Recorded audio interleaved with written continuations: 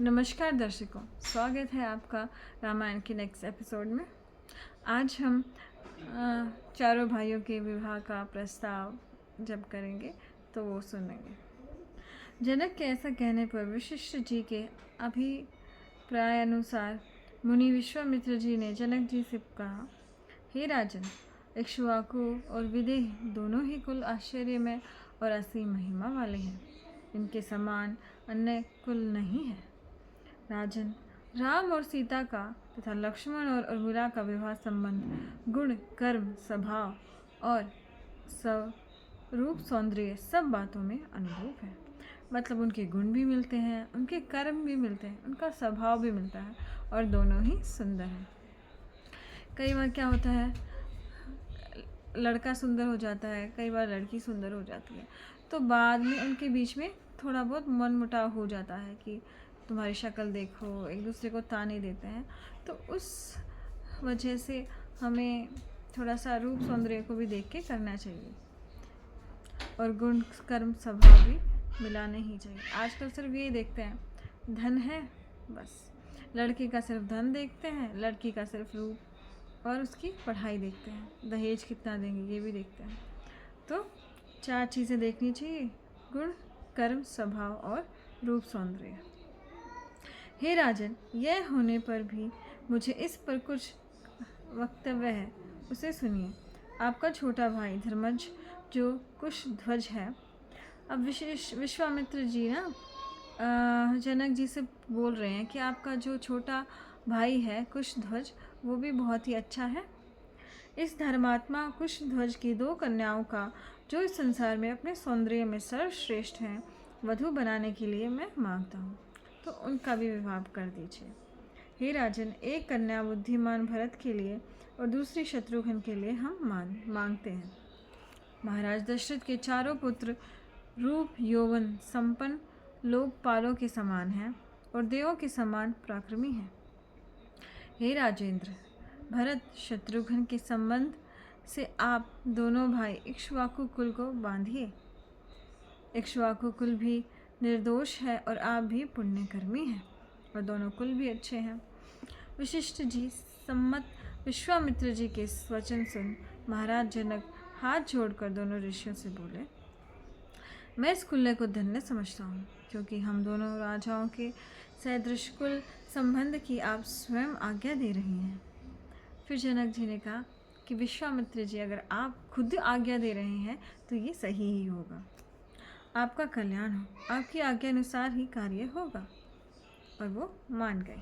कुशध्वज की कन्याओं का विवाह भरत और शत्रुघ्न के साथ कर दिया जाएगा।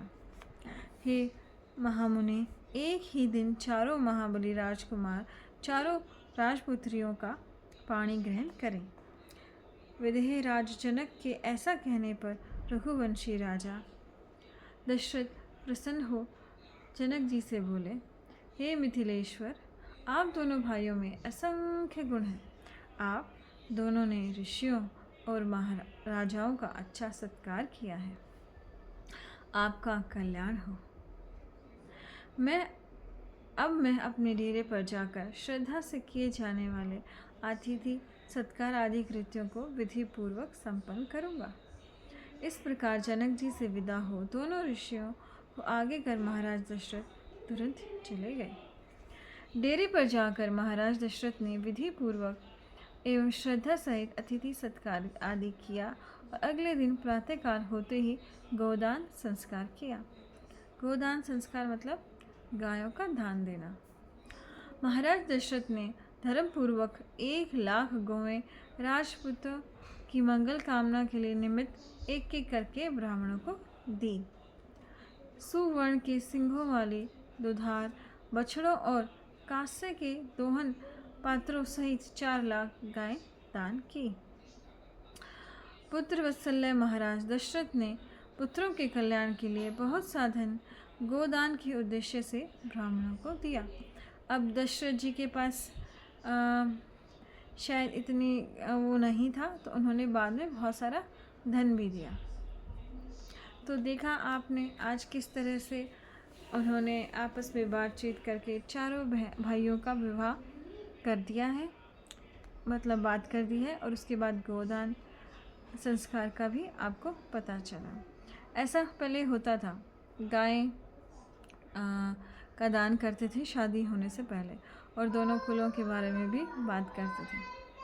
आजकल ये सब चीज़ें ख़त्म होती जा रही हैं। अब तो बस यही रह गया है, खाओ पियो और नाच गाने पे डांस करो बस।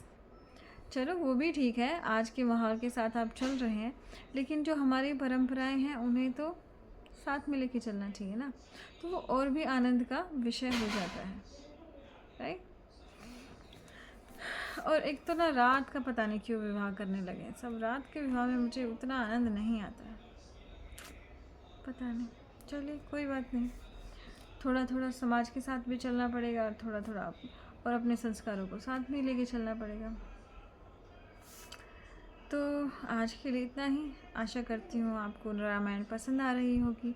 अगर कोई सुझाव है, जैसे अगर मैं इस वीडियो को ज़्यादा 10-15 मिनट की वीडियो बनाऊँ, तो आप मुझे कमेंट में करके ज़रूर बताइएगा। धन्यवाद।